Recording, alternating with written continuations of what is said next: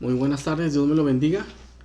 Le doy la bienvenida a su canal con espíritu escrutador y también a través de Radiovisión 107.9 FM. Gracias por acompañarnos, gracias por sintonizarnos, por seguirnos a través también de la página de Facebook de Radiovisión 107.9 FM o a través del canal de YouTube con espíritu escrutador.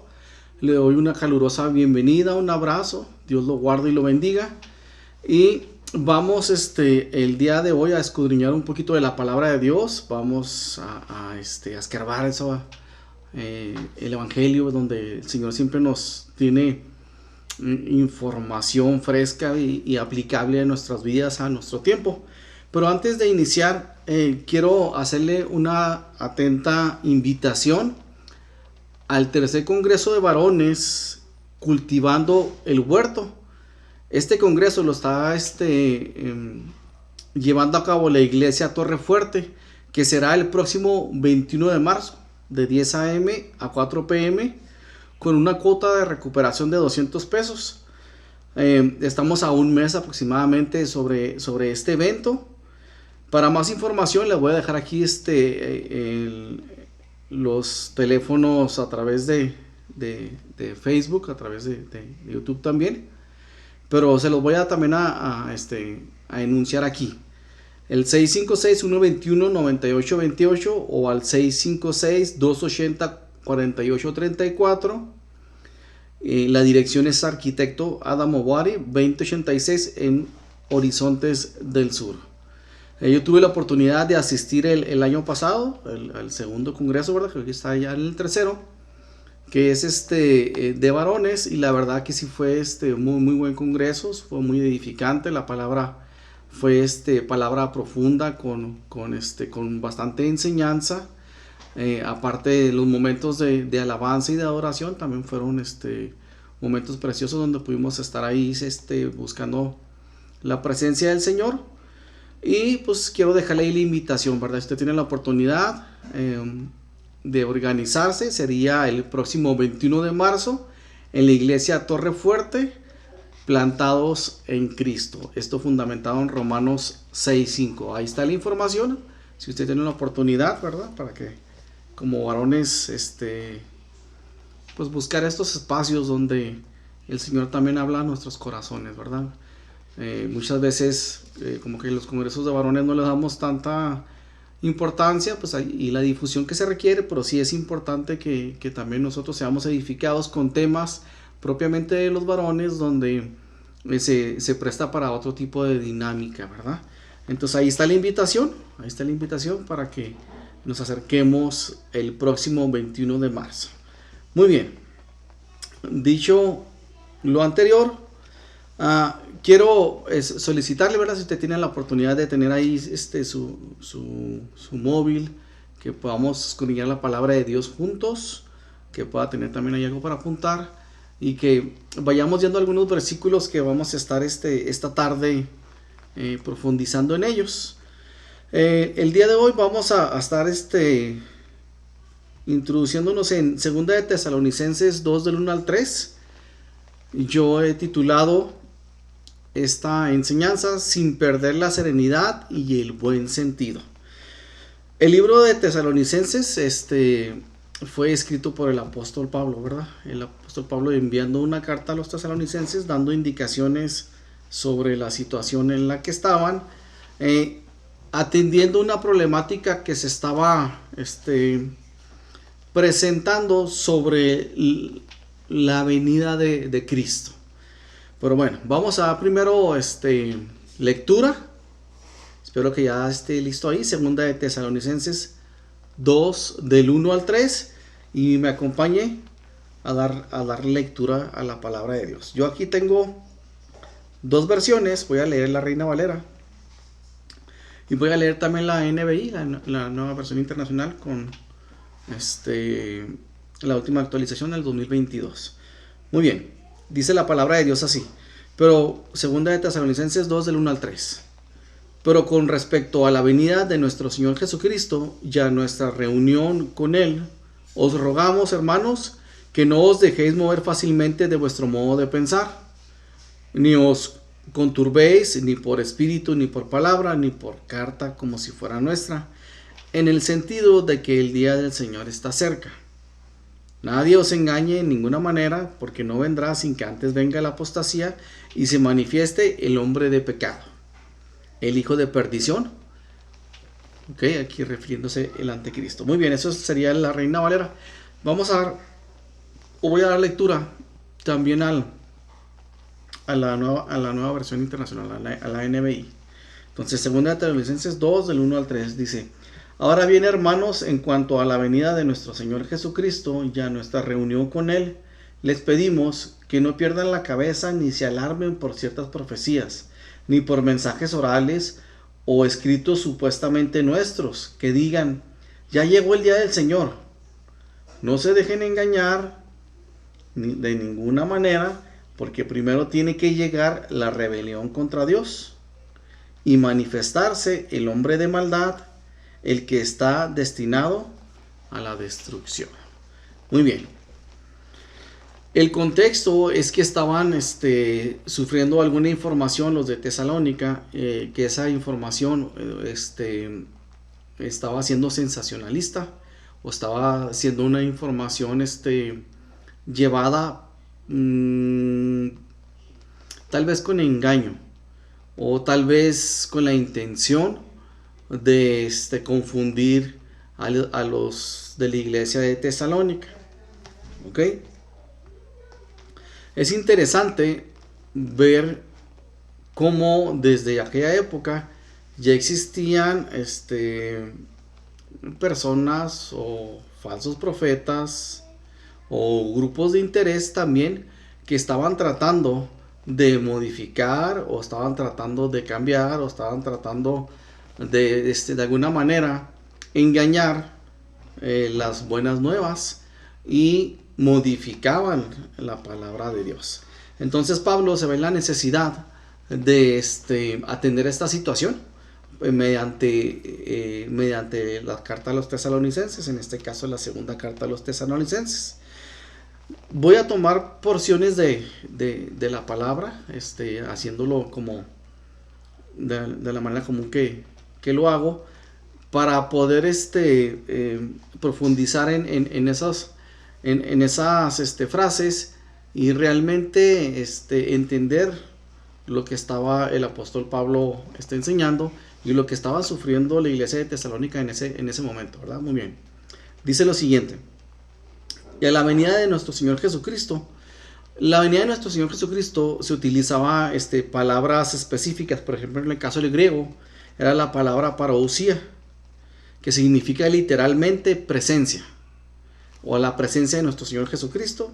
En el Nuevo Testamento este término describe la visitación de personas importantes. Por ejemplo, eran visitas, o una visita única, o una visita totalmente importante, glamurosa, de un rey o de una persona sumamente importante. Se utilizaba, o una visita distinta, se utilizaba la palabra parousia. Entonces, el apóstol Pablo habla aquí de la venida de Jesucristo, ¿verdad? Y la palabra nos da a entender que era una visita extraordinaria, una visita importante, una visita fundamental, que era la misma presencia de Jesucristo. Pues sabemos que aquí Jesucristo ya había resucitado, y daba a entender que era la segunda venida de Cristo, ¿verdad? Muy bien. Entonces, los de Tesalónica estaban cayendo en la situación de que ellos estaban ya como de alguna manera ansiosos y nerviosos, porque ya estaba la venida de Cristo, y algunos les decían que ya había llegado, ¿verdad? Acuérdense que aquí las distancias de una iglesia a otra, pues era la comunicación, tardaba semanas en llegar la información, ¿verdad? En que la información se difundiera. Entonces se prestaba para que gente dijera, no, ya está Señor Jesucristo llegó a tal región, a tal lugar, y confundían a la gente, ¿verdad? Muy bien. Otro nombre griego a esta misma palabra es apocalipsis, ¿ok? Que significa descubrir o retirar el velo. También describe la revelación de la segunda venida de Cristo. Entonces, como quitar el velo de algo que está tapado, ¿verdad? Y que se está mostrando y se está dando a conocer, o algo que se está descubriendo, que de alguna manera se quita lo que lo está tapando para darse a conocer. ¿Y qué era lo que se estaba dando a conocer con la venida del Señor Jesucristo? Era el glorioso regreso que revelara a Cristo como Rey, ¿verdad?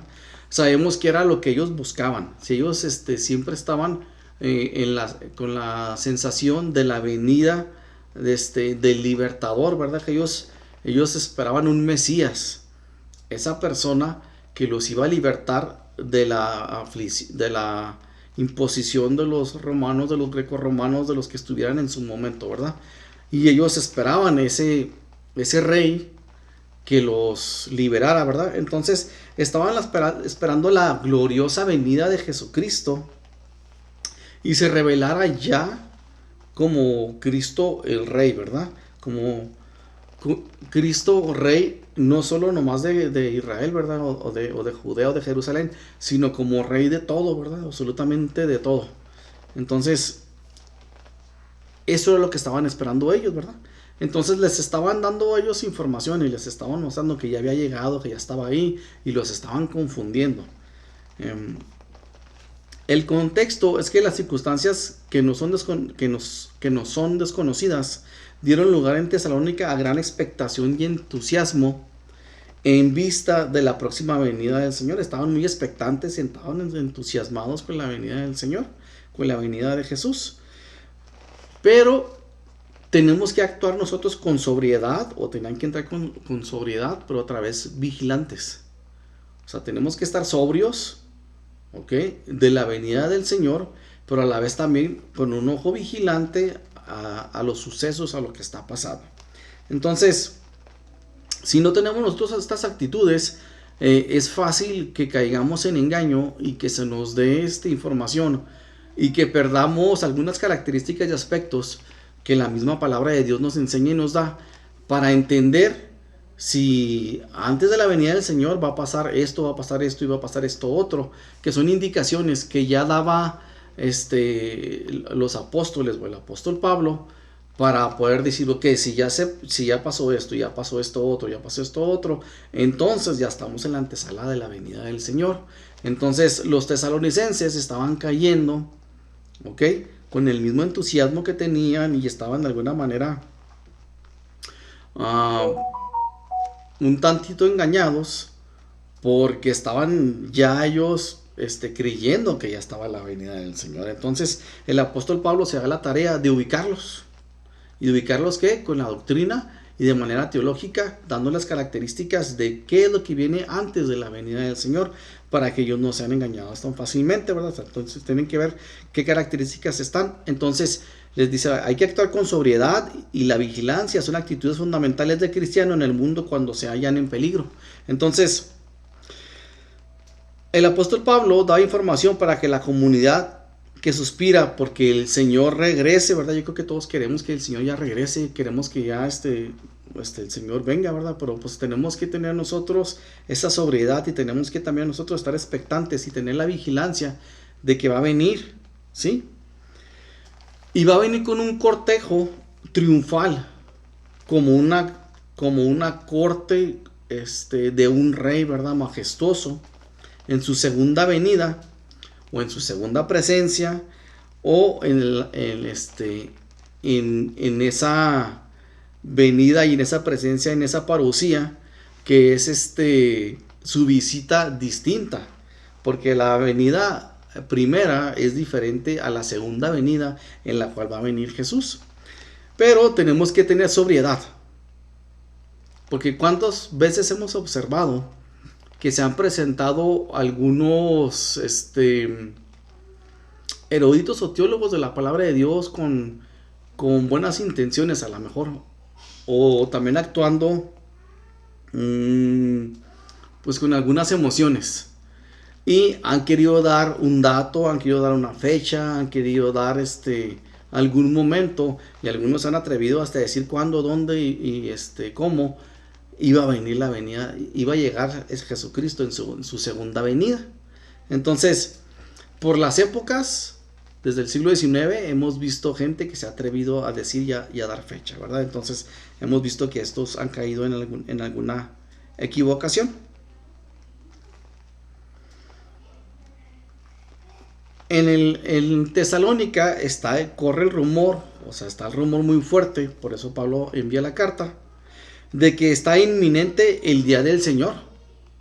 O sea, les están diciendo, ya está el día del Señor, ya llega el día del Señor. O sea, y les estaban dando, estaba la corriente de información o el rumor muy inminente que ellos estaban cayendo, creyendo esta situación, ¿verdad?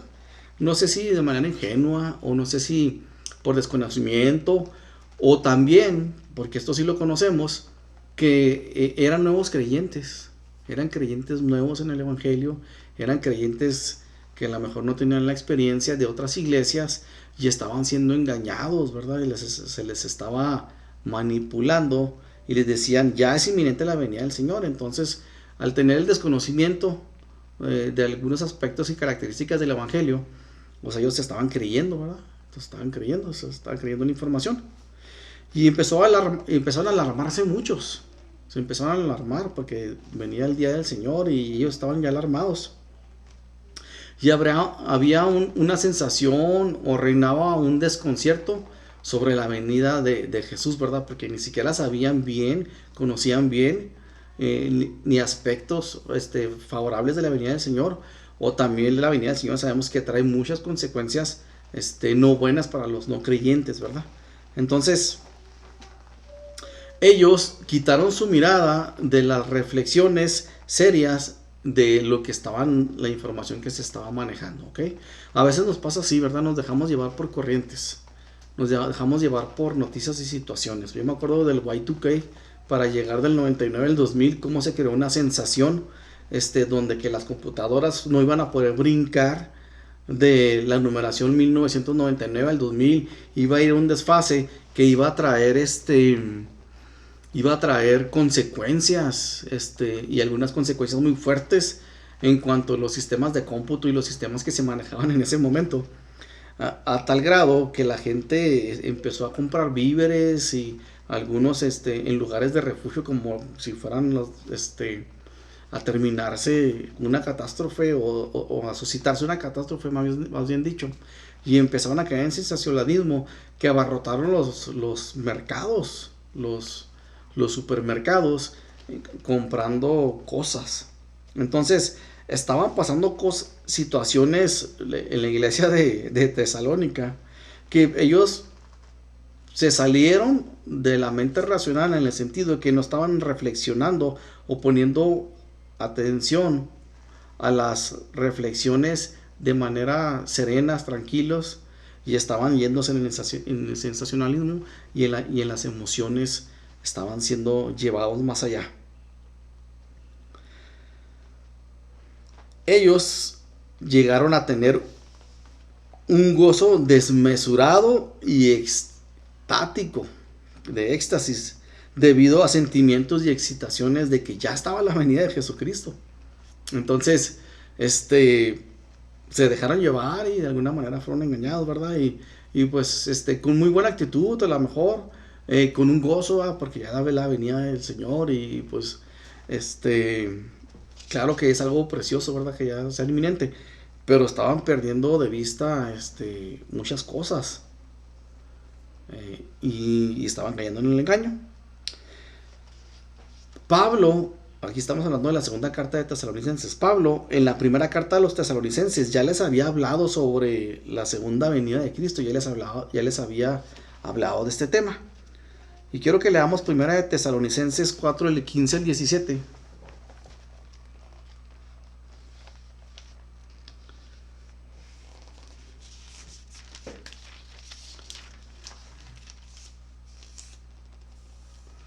Del 15 al 17, primera de Tesalonicenses. Lo voy a leer en las dos versiones, porque la Reina Valera pues la usamos de manera común, pero en la nueva versión, la NBI, nos habla de un lenguaje reciente y moderno. Dice la Reina Valera, primera de Tesalonicenses 4, del 15 al 17. Pues les decimos esto por palabra del Señor. Nosotros que vivimos que habremos quedado hasta la venida del Señor, de ninguna manera precederemos a los que ya durmieron, porque el Señor mismo descenderá del cielo con aclamación, con voz de arcángel y con trompeta de Dios, y los muertos en Cristo resucitarán primero. Luego nosotros, los que vivimos y habremos quedado, seremos arrebatados juntamente con ellos en las nubes para el encuentro con el Señor en el aire. Y así estaremos siempre con el Señor. Muy bien, vamos a ver cómo dice acá en esta versión. 15 al 17 dice: conforme a lo dicho por el Señor, afirmamos que nosotros, los que estemos vivos y hayamos quedado hasta la venida del Señor, de ninguna manera nos adelantaremos a los que hayan muerto. El Señor mismo descenderá del cielo con voz de mando, con voz de arcángel y con trompeta de Dios, y los muertos en Cristo resucitarán primero. Luego, los que estemos vivos, los que hayamos quedado, seremos arrebatados junto con ellos en las nubes para encontrarnos con el Señor para siempre. Con el Señor en el aire, y así estaremos con el Señor para siempre. Muy parecida a la versión, ¿verdad? Entonces, el apóstol Pablo ya había tocado este tema con ellos. El apóstol Pablo en la primera carta de Tesalonicenses ya había tocado el tema. Pero lo que se cree es que esta carta, que había sido llevada ya por Timoteo, por Tito y Timoteo, no encontró la situación en que fueron y le entregaron la carta y todavía no regresaban ellos, que Pablo se ve con la necesidad de hacer la segunda carta y también enviarla, atendiendo el mismo problema, atendiendo la misma situación, tocando este tema con ellos, porque él consideró que era importante por lo que se estaba suscitando, ¿verdad? Se estaba suscitando y estaba la gente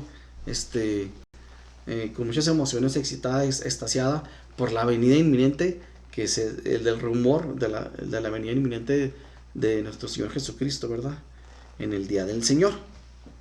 Muy bien. ¿Qué les enseña Pablo? ¿Qué nos enseña Pablo en esta carta?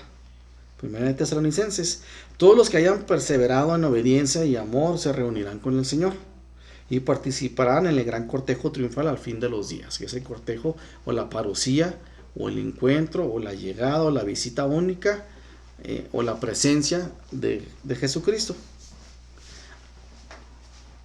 Así como en la vida pública los reyes y emperadores serán recibidos solemnemente a su llegada a la ciudad, así también el Señor, con su séquito y su escolta de honor, hará su ingreso en la nueva ciudad. Entonces va a venir con su séquito, me imagino que un séquito de ángeles, ¿verdad? De seres celestiales, no de este mundo, ¿verdad? Van a venir, y va a venir con su séquito, y va a venir a hacer presencia como rey, ¿verdad? Aquel día tendrá lugar la íntima unión. ¿Cuál es la íntima unión? Tan ansiosamente esperada de la iglesia con Cristo, ¿verdad? Entonces, la iglesia en la tierra, los que ya murieron, y los que estén vivos, o los que estemos vivos, ¿verdad? Porque no tenemos todavía la fecha y la certeza, y nos vamos a reunir como iglesia, como la esposa, como la iglesia, con el rey, con nuestro amado, con Jesucristo, ¿verdad? Y vamos a tener esa unión. Los tesalonicenses habían ya presenciado con frecuencia la magnificencia y el esplendor de la llegada de un rey. Imagínense que llegara el emperador de Roma, o el gobernador de Roma, llegaba con todo su séquito ahí de cortejo, con caballos, con personajes importantes, ¿verdad? Con senadores tal vez, acercándose ahí a la ciudad de Tesalónica. Tesalónica era una ciudad importante, en la cual los cristianos, los judíos o los convertidos entendían muy bien de lo que era la llegada de un rey o de alguien importante. Entonces ellos se imaginaban de esa manera, ¿verdad? La venida de Jesucristo. La imaginaban porque era el ejemplo que ellos tenían en ese momento, ¿verdad? ¿Cómo podía venir Jesucristo? ¿Cómo llegaría? Los tesalonicenses ya habían presenciado cuestiones así. Entonces, cuando sucedía esto, reinaba el júbilo y la alegría, ¿verdad? Y pues, ¿cómo no iba a reinar el júbilo y la alegría cuando era la llegada de un rey? Cuando leía yo esto, se venía a mi mente como cuando el rey David llegó, ¿verdad? Y se presentó en la ciudad, después de una batalla, de una guerra, y de venir exitoso en la batalla, y que llegó danzando a Dios, y que la esposa que lo observó, eh, de alguna manera se burló de él o lo vio mal, como siendo el rey venía bailando de esa manera, y era cuando venía danzando David, ¿verdad? Quebrando todos los protocolos, ¿verdad?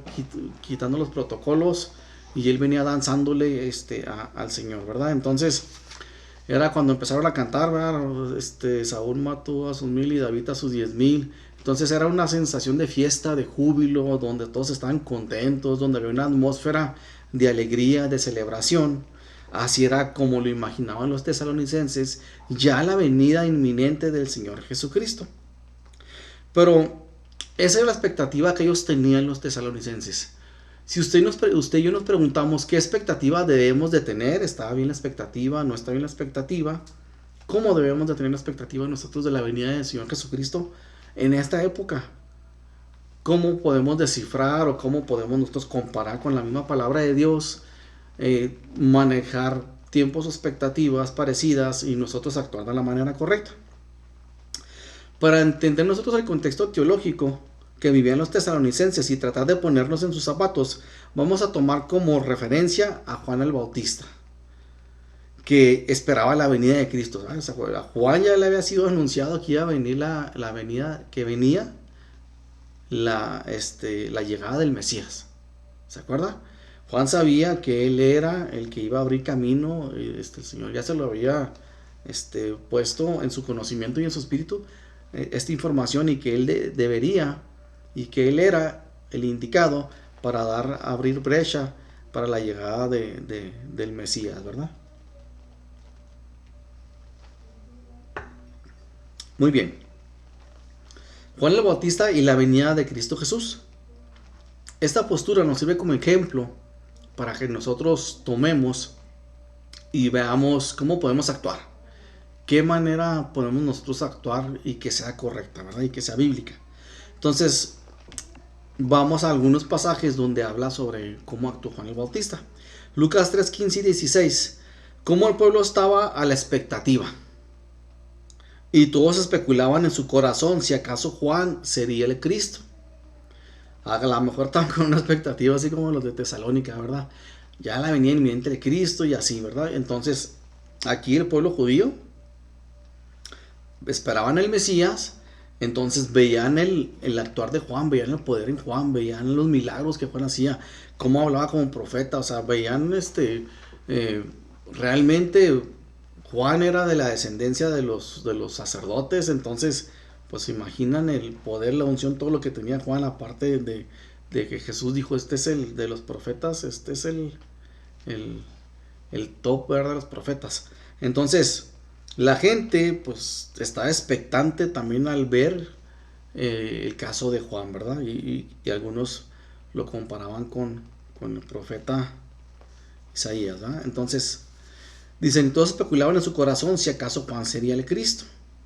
Juan respondió a todos diciendo, yo a la verdad les bautizo en agua, pero viene el que es más poderoso que yo, de quien no soy digno de desatar la correa de su calzado. Él les bautizará en el Espíritu Santo y fuego. ¿Qué hizo Juan? Juan no ubicó, ¿verdad? Entonces les dijo, no, yo no soy. Ni me pongan en esa posición. ¿Se imaginan en lo comprometedor que están poniendo a Juan, ¿verdad? En Mateo 3, 13, 14 dice, entonces Jesús vino de Galilea al Jordán. Aquí ya vemos la presencia de Jesús. Y venía al Jordán específicamente a buscar a Juan, que Jesús ya sabía que Juan estaba bautizando en el Jordán. No perdamos de vista que Juan era primo de Jesús. para ser bautizado por él.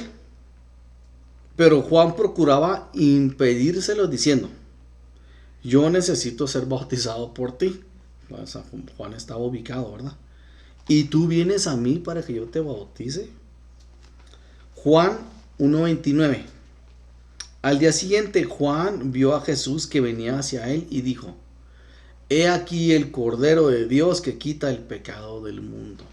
Juan estaba esperando la venida del Mesías, del Cristo. Y estaba sucediendo frente a sus ojos, ¿verdad? Estaba sucediendo enfrente de él, conforme las características y conforme las evidencias que Dios Padre había enseñado a Juan, ¿verdad? En el desierto. Y Juan observa y siente en su espíritu y discierne. Esto es importante que lo comprendamos, que lo entendió, ¿verdad? O sea, Juan lo entendió y lo vio y lo observó y lo discernió.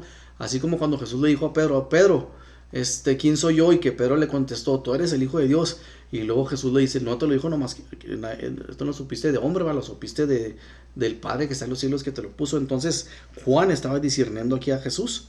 He aquí el Cordero de Dios que quita el pecado del mundo. Pues se imaginan. Para los judíos esto era totalmente muy atrevido decir que una persona humana quitara el pecado del mundo cuando era exclusivamente para Dios Padre el eliminar el pecado. Entonces aquí Juan está diciendo lo siguiente de Jesús: he aquí el Cordero de Dios que quita el pecado del mundo.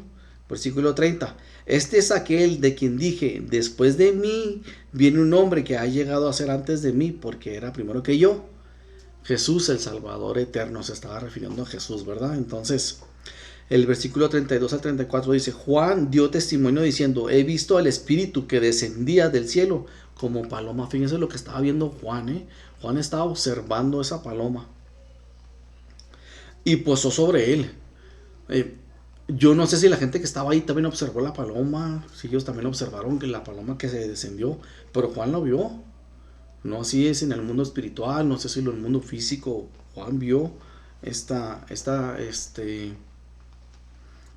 en visión, o lo vio físicamente ahí, ¿verdad? Y vio que se puso la paloma.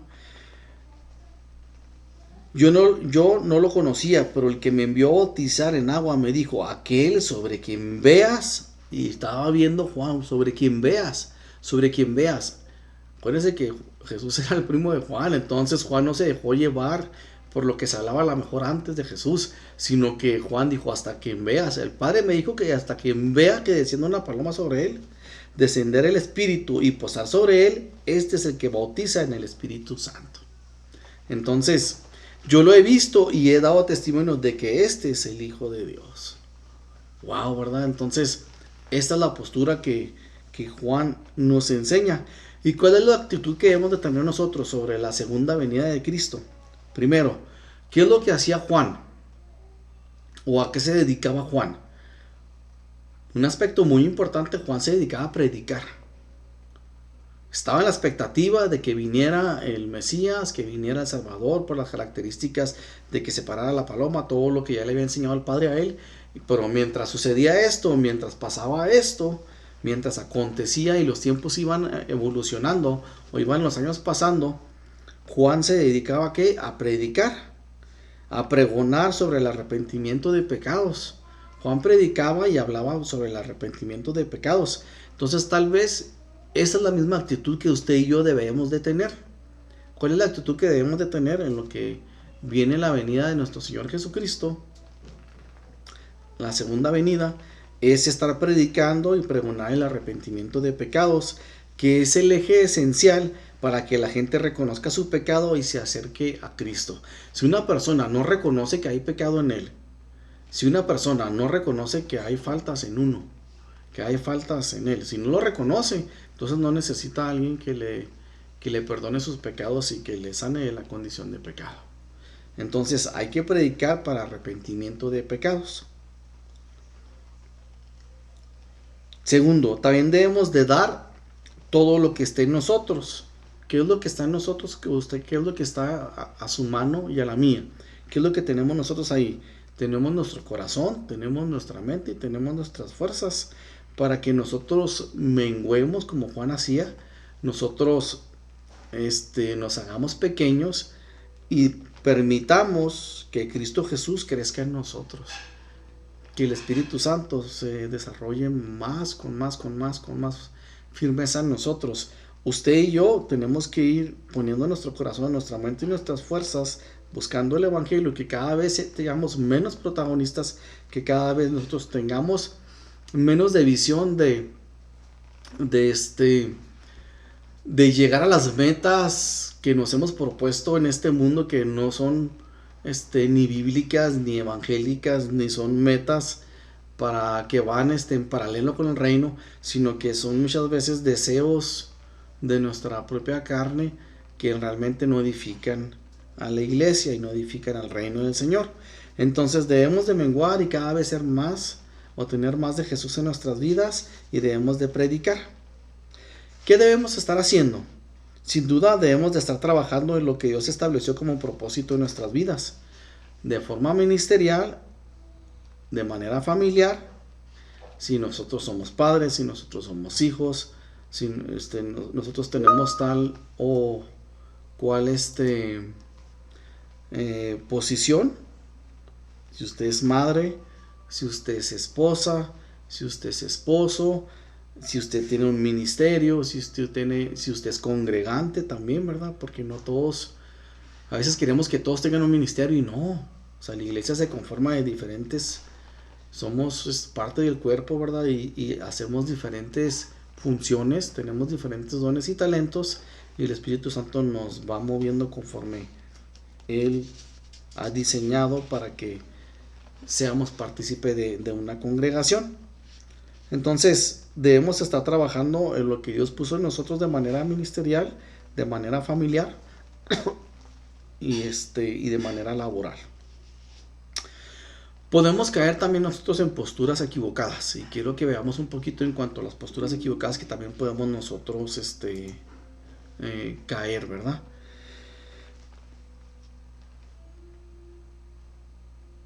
En 2 de Tesalonicenses 3 vemos algunas situaciones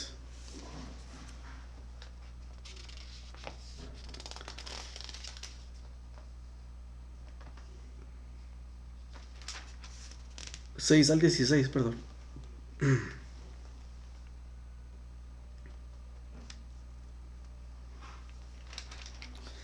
Donde podemos tomar actitudes incorrectas porque la venida del Señor es inminente.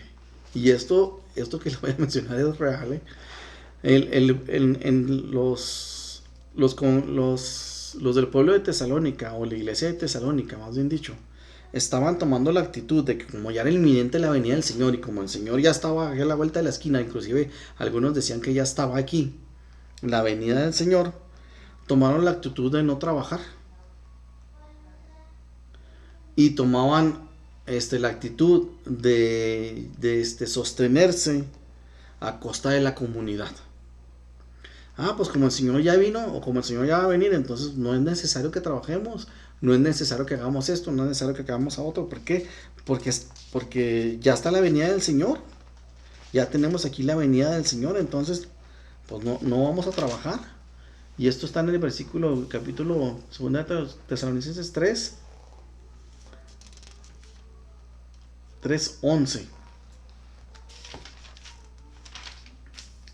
Dice así: nos hemos enterado de que entre ustedes hay algunos que andan de vagos sin trabajar en nada, y que solo se meten en lo que no les importa. A tales personas ordenamos y exhortamos en el Señor Jesucristo que tranquilamente se pongan a trabajar para ganarse la vida. Suena hasta gracioso, ¿verdad? Pero es una realidad, estaba pasando, ¿ok? Estaba sucediendo, algunos estaban tomando la actitud de esa forma. Y pues Pablo se empieza a exhortarles, no, si vivían como en una comunidad, en una tipo secta, pero pues, le digo secta para que me entiendan, porque pues es el evangelio correcto. Y estaban tomando esas actitudes de no trabajar, entonces trabajaban los demás y estos no trabajaban y vivían de eso. Otros dice que andaban desordenadamente. Segunda de Tesalonicenses 3:6. Vamos a regresarnos un poquito. Y dice: hermanos, en el nombre del Señor Jesucristo les ordenamos que se aparten de todo hermano que esté viviendo como un vago y no según las enseñanzas. Y se estaban viviendo mal, o sea, estaban actuando mal, estaban portándose desordenadamente. Estas características las vamos a ver al final de los tiempos y lo estamos viendo, ¿verdad? Algunos no quieren trabajar y ahorita vemos que hay una generación que no quiere trabajar, ¿verdad? Y está buscando cada vez trabajar menos. Andar desordenadamente, estar en pos de ídolos, otra vez, irse a los ídolos. Y otra indicación es apartarse de la fornicación y de una vida en pensamiento de pasiones y deseos depravados. ¿Por qué? Porque se estaba dando la indicación de que se mantuvieran puros moralmente. Ahorita vemos una situación totalmente lo contrario, ¿verdad? Vemos mucha impureza moral. Vemos una sexualidad desbordada. Y esta sexualidad desbordada o una sexualidad llevada a extremos, y una sexualidad llevada a otras instancias fuera de lo correcto o fuera de las enseñanzas, es característico del final de los tiempos. Entonces estaba sucediendo esto también ahí en Tesalónica, y estaban tomando actitudes incorrectas, y Pablo se ve la necesidad de enviar la carta porque se preocupa, ¿verdad? Entonces, otra situación que se estaba presentando es el agravio y el engaño. ¿Y el agravio qué es? Es la ofensa al honor de alguien, a la fama o al honor de alguien. Es bien común que una persona, o hasta inclusive de un cristiano a otro cristiano, esté difamando, esté hablando mal de otro cristiano, esté hablando mal de un hermano en Cristo, esté hablando mal de un personaje, esté hablando mal de una iglesia, etcétera, etcétera, etcétera, ¿verdad? Entonces se agravia, se difama y se agravia el honor de alguien. Y eso lo vemos sobreabundante en las redes sociales, ¿verdad? Agravios, ofensas contra políticos, contra personajes, contra civiles, contra personas. Y inclusive existen granjas de bots, granjas de bots donde se dedican a difamar, donde se dedican a agraviar, donde se dedican a engañar y manipular, ¿verdad? Entonces lo estamos viendo cada vez de manera mayúscula, ha crecido más, ha aumentado mucho más, y ha llevado a extremos que no conocíamos nosotros, ¿verdad?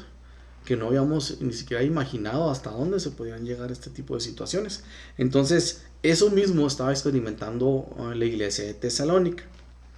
Y voy a tomar otra frase ya para ir avanzando en el mensaje. Dice el versículo 2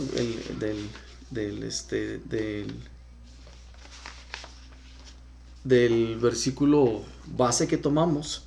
Dice: que no os dejéis mover fácilmente, porque nos puede sucumbir, nos puede mover, nos puede sacar de la sintonía, ¿verdad? No nos dejemos mover de vuestro modo de pensar, de lo que no hemos aprendido en el Evangelio, de lo que hemos sido enseñados de las doctrinas. No nos dejemos mover fácilmente, ni nos conturbéis ni por espíritu, ni por palabra, ni por carta como si fuera nuestra.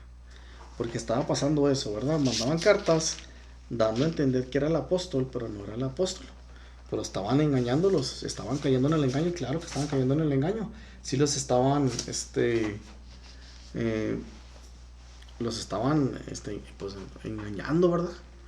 Dice el versículo 2: ahora bien, hermanos, en cuanto con él podemos, que no pierdan la cabeza ni se alarmen por ciertas profecías, ni por mensajes orales o escritos supuestamente nuestros, que digan ya llegó el día del Señor.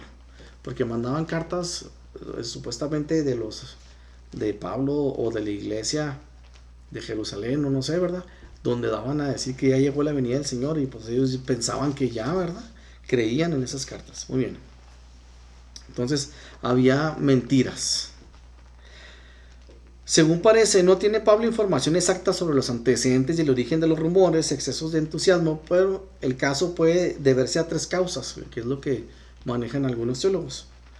Dice, ¿ha podido presentarse algún falso profeta asegurando que haber recibido el Espíritu de Dios con el encargo de comunicar a la comunidad que ha llegado ya el día del Señor, ¿verdad? Puede ser que llegaron un falso profeta asegurando que recibió revelación y que les está diciendo ya está la venida del Señor, ha llegado ya el día del Señor. Eso puede ser una de las causas como por cual estaban engañando a los de Tesalónica. Otro podría tratarse de un simple rumor. Algún miembro de la comunidad ha podido interpretar falsamente alguna frase de la tradición apostólica, quizá para hacerse interesante o haciéndolo de manera sensacionalista. Hay predicadores que se la pasan haciendo mensajes sensacionalistas.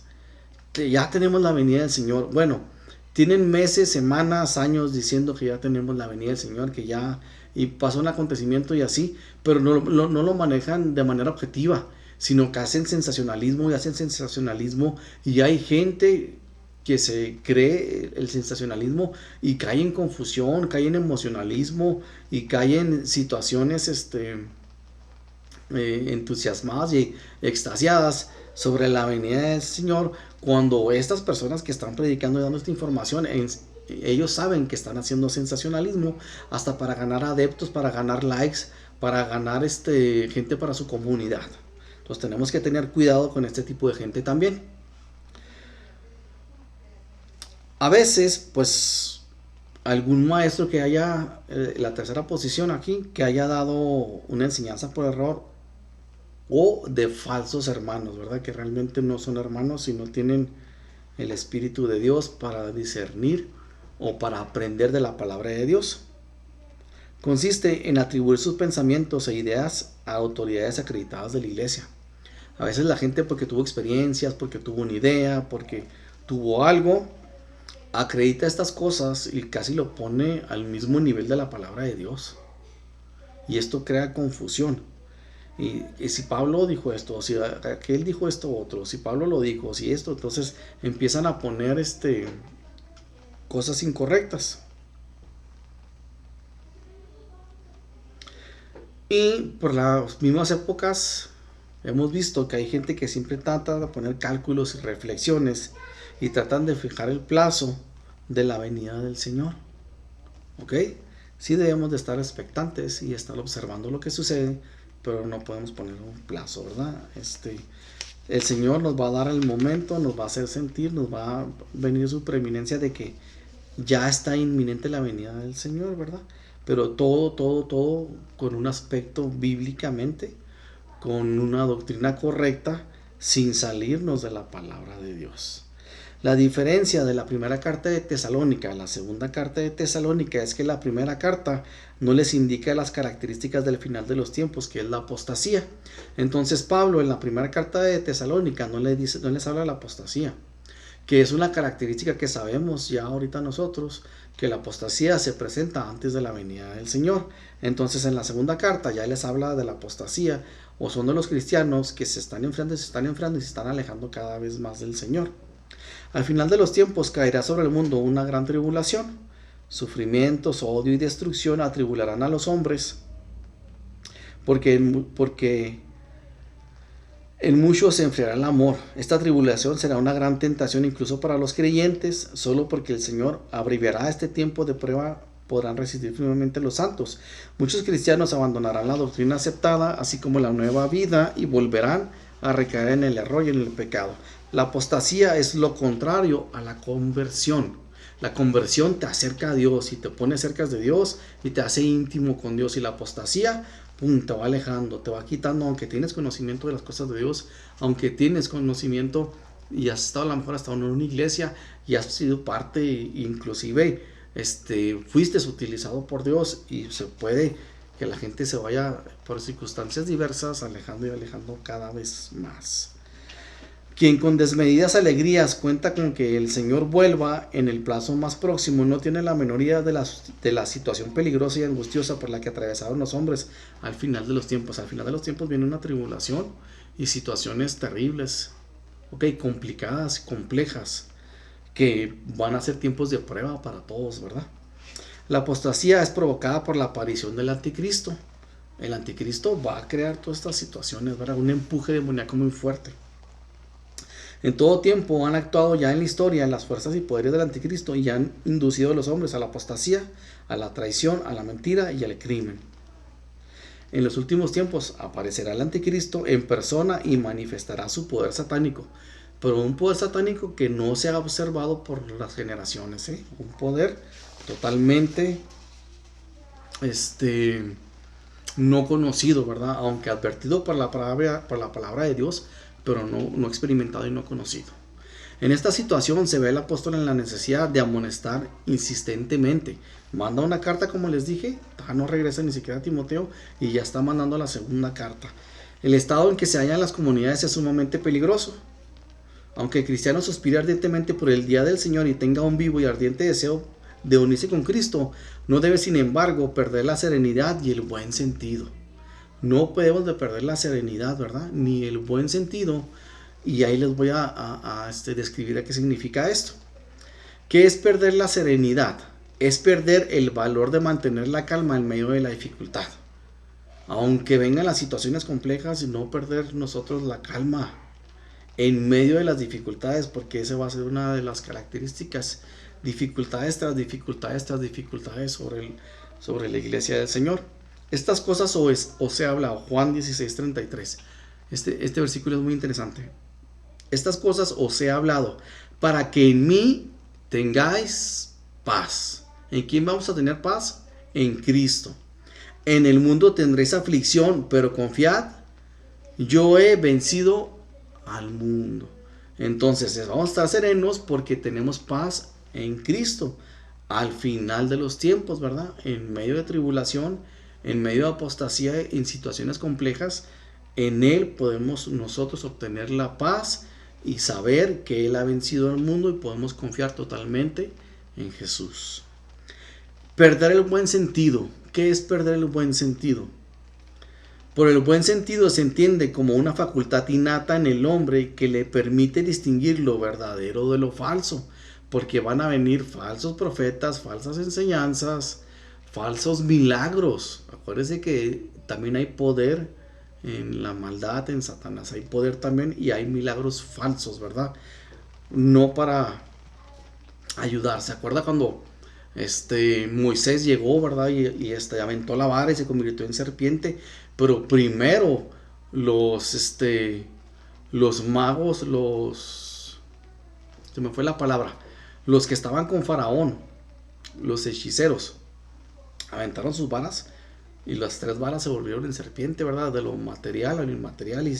Y Moisés aventó su vara y se volvió serpiente y se comió la vara de ellos. Entonces ellos mostraron, ahí podemos ver una demostración del poder que hay también, el poder de la maldad y demoníaco, ¿verdad? También hay poder para hacer ciertas cosas que le permite nosotros, teniendo el buen sentido, sin perder el buen sentido, podemos distinguir lo verdadero de lo falso y nos permite juzgar bien, tener un juicio y un criterio bien, sin caer en el engaño. No debemos de perderlo. No podemos perder la serenidad ni el buen sentido en los momentos de los tiempos finales que nosotros estamos ya atravesando, ¿verdad? Filipenses 1, de 9 al 10. Esto pido en oración, que vuestro amor abunde aún más y más en conocimiento verdadero y en todo discernimiento, a fin de que escojáis lo mejor para que seáis puros e irreprensibles para el día de Cristo. Nos lo dice, que tengamos discernimiento, conocimiento y escojamos lo mejor para que estemos puros y irreprensibles para el día de Cristo. Y Amós 3:7 dice lo siguiente, Amós 3:7, porque no hará nada Jehová el Señor sin que revele su secreto a sus siervos los profetas. Nos va a revelar el Señor en su momento, nos va a dar la oportunidad de enterarnos, ¿verdad? Tengamos plena confianza en la gracia de Cristo a nuestro favor, la gracia de Cristo a nuestro favor, en la protección divina del Padre y en la guía extraordinaria del Espíritu Santo. La guía extraordinaria del Espíritu Santo que todavía nos sigue guiando, alertando, instruyendo, enseñando, consolando, etcétera, etcétera, etcétera, el Espíritu de Dios está activo todavía. ¿Qué hacer con los que no obedecen o los que están en apostasía? Y termino con este versículo, porque son tiempos complicados para todos y nosotros no debemos de hacer menos a aquellos que se salieron de la iglesia, a aquellos que están batallando, a aquellos que tienen tribulaciones, a aquellos que están en problemas, a aquellos que se han alejado de la iglesia por circunstancias diferentes. ¿Qué debemos de hacer con aquellos que no obedecen lo que vemos que están cayendo en apostasía? Segunda de Tesalonicenses 3 al 15. Mas no lo tengáis por enemigo, sino a molestarle como a hermano. No son nuestros enemigos. Tengamos compasión, misericordia. Los debemos de amonestar, pero como a hermanos, no con insultos, no con ofensas, porque como nos encanta darle un concepto diferente a la exhortación pensando que es un regaño. No es cierto. Es con amor, es con sazón y pimienta de amor, una exhortación llena de cariño, una exhortación llena de misericordia. Eso es lo que debemos de hacer, porque aquel que haga regresar a otro de su mal camino cubrirá multitud de pecados, y es lo que está pasando. Si alguien va a apostatar, si alguien ya está en la apostasía, alguien se está alejando del Señor, alguien se está yendo después de conocer las cosas de Dios, abracémosle, lleguémosle con cariño, alcémosle la mano para ayudarlo, acerquémonos, vayamos con él para protegerle y darle la oportunidad que todos merecemos, y que como el cariño que Dios ha puesto en nosotros, en nuestro corazón, si usted tiene el Espíritu Santo y realmente tiene amor, porque a veces quieren darle la preeminencia a los demás talentos. No, si no tienes amor eres como címbalo que resuena. Entonces tiene que tener un amor por la gente. Voy a leer el 13. Ustedes, hermanos, no se cansen de hacer el bien. Si alguno no obedece las instrucciones que damos en esta carta, denúncielo públicamente y no se relacione con él para que se avergüence. Sin embargo, no lo tenga por enemigo, sino amonéstenlo como a hermano. Como hermano. Somos hijos del mismo Padre y podemos ser nosotros el instrumento que Cristo quiere usar para atraer a otra persona que de alguna manera tiene un pie adentro en el evangelio, otro pie afuera, o los dos pies afuera. Tráelo al redil de nuevo. Tráelo al redil de nuevo. Con gracia, con misericordia, con amor. Con un amor realmente como el Espíritu Santo pone en tu corazón y en mi corazón. Practiquémoslo y que nosotros seamos ese que traigamos de regreso a los pies de Cristo.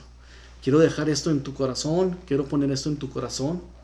Que tú y yo hagamos lo que el apóstol Pablo nos está enseñando, lo que la palabra de Dios nos enseñó esta tarde, y que tengamos la oportunidad de traer a los pies de Cristo a aquellos que se han alejado.